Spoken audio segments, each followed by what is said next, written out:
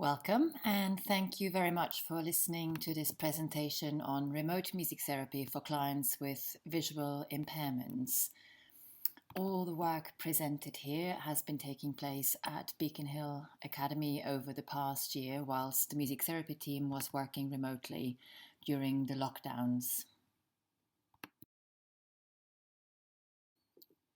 Before presenting a number of case examples, I would like to start by giving you a definition of music therapy in general. So music therapy is a psychological therapy which uses the unique qualities of music as a means of expression and interaction between therapist and client. Music therapy encourages transformative experiences by using accessible instruments, music tech, sound, voice, breath or movement so that people can communicate in their own musical language. Sessions include active and/or receptive interventions and are tailored to meet the therapeutic needs of each client and each individual person. Music allows expression and exploration beyond and deeper than words and is particularly helpful where verbal expression is difficult.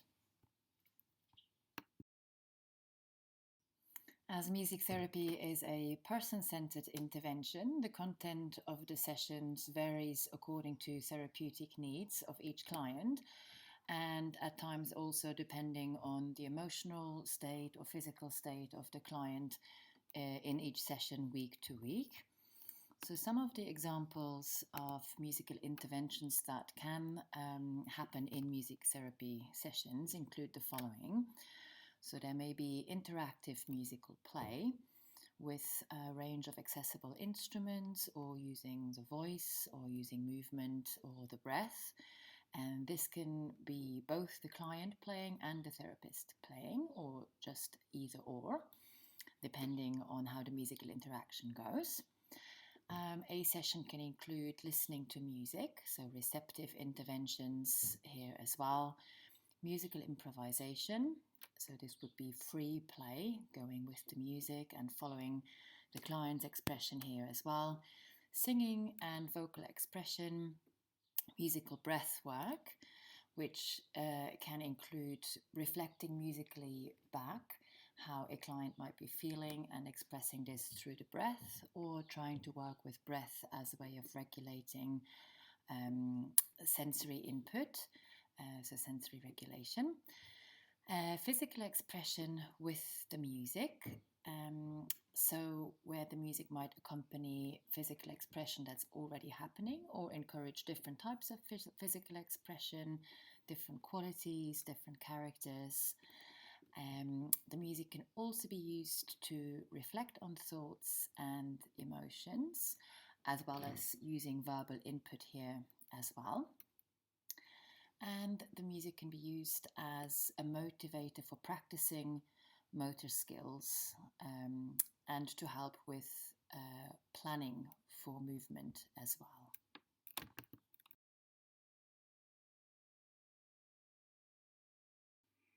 All the clients presented in the case examples here already were in music therapy sessions before the lockdown started and before we had to move sessions to a remote platform. So everybody here already had their ongoing aims and targets and specific referral reasons.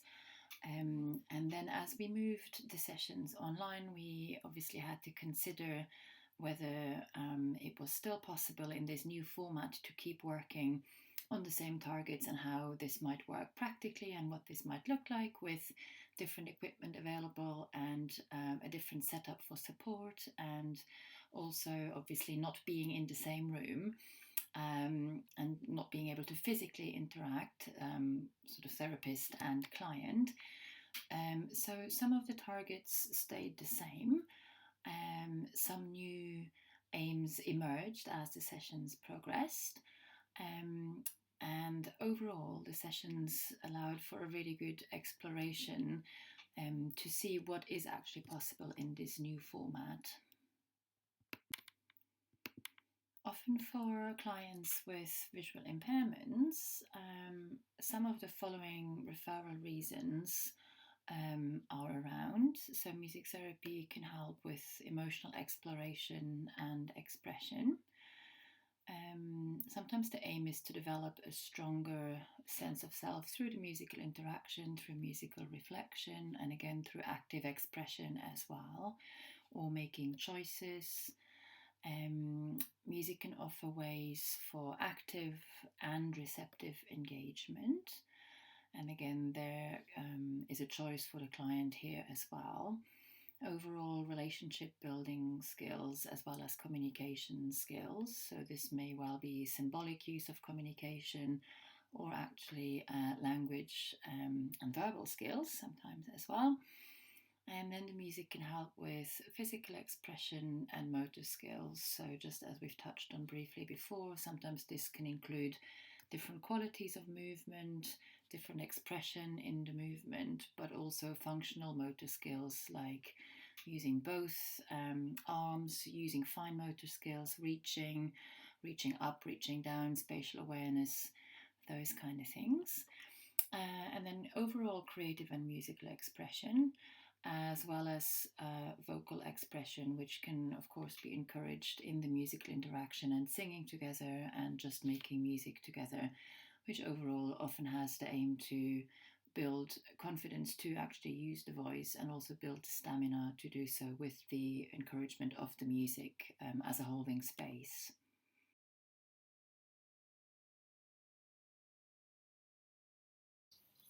In this first case example, I will show you a young person who has been referred to music therapy to work on her sense of self and her sense of identity, and generally give her an opportunity for creative and musical expression, as well as relationship building skills and communication skills. So in the clips that you'll see here, you see her doing an emotional check-in with the music, where we're reflecting some of her emotions back to her musically. And then also you'll see her engage actively with some of the instruments and just expressing her ideas and emotions as we're playing. Jessica, hello. To Jessica, it's nice to hear you today. Hello to Jessica, hello to Jessica, it's nice to hear you today. Hello, hello.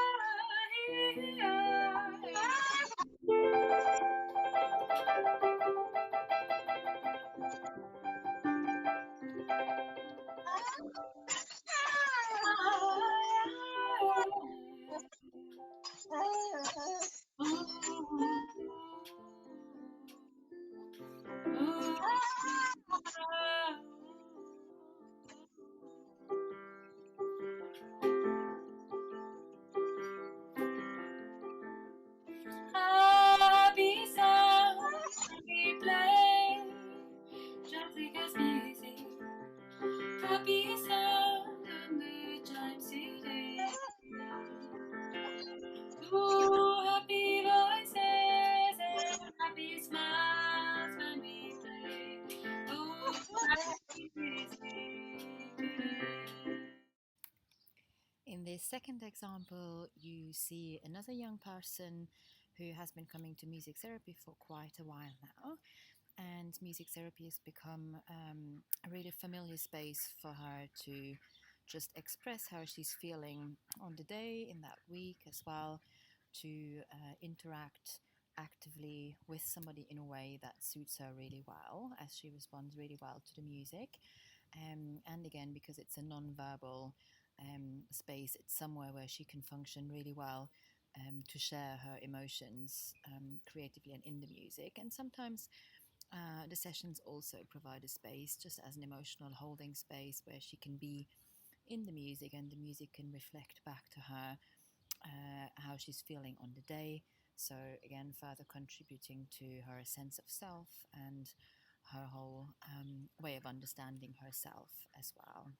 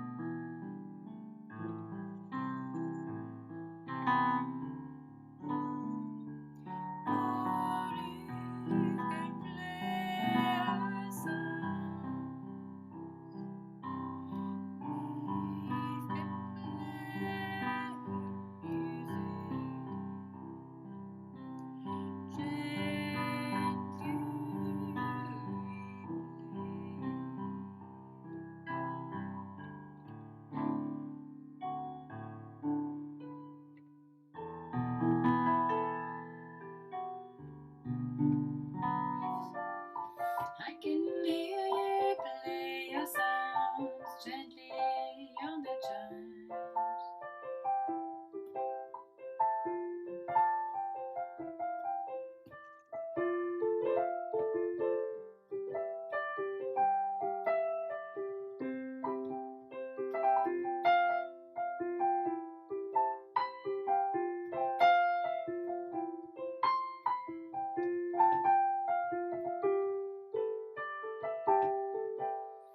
Twinkle, twinkle on the chimes, twinkle, twinkle we play.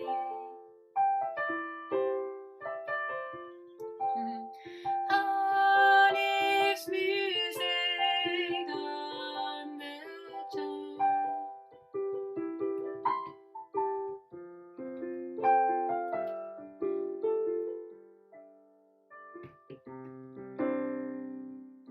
Yeah, lovely, Neve. I can see you smile, and I can hear you play.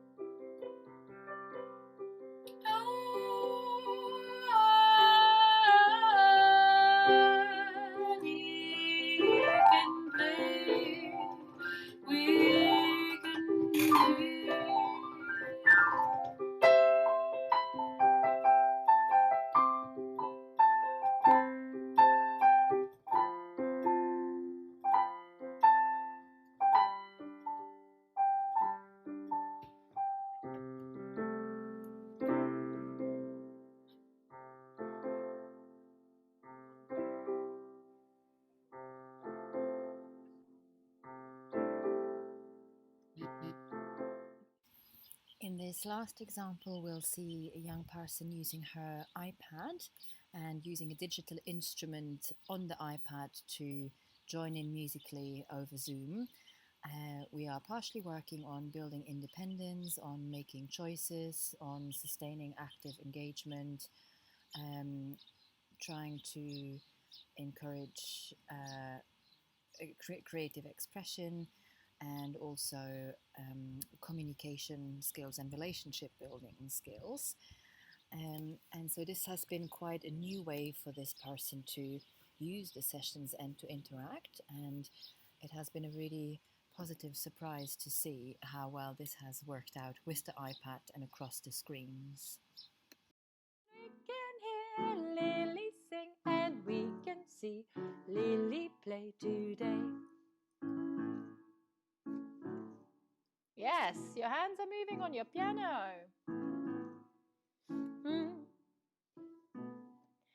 I can see Lily move and I can see Lily listen. I can hear Lily sounds today.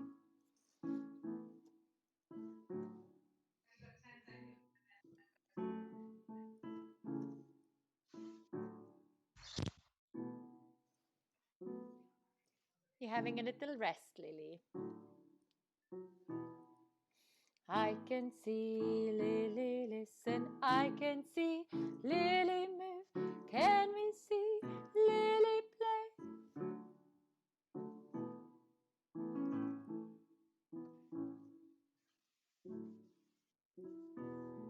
Oh, you've made a big effort. We've had lots of sounds there and lots of voice.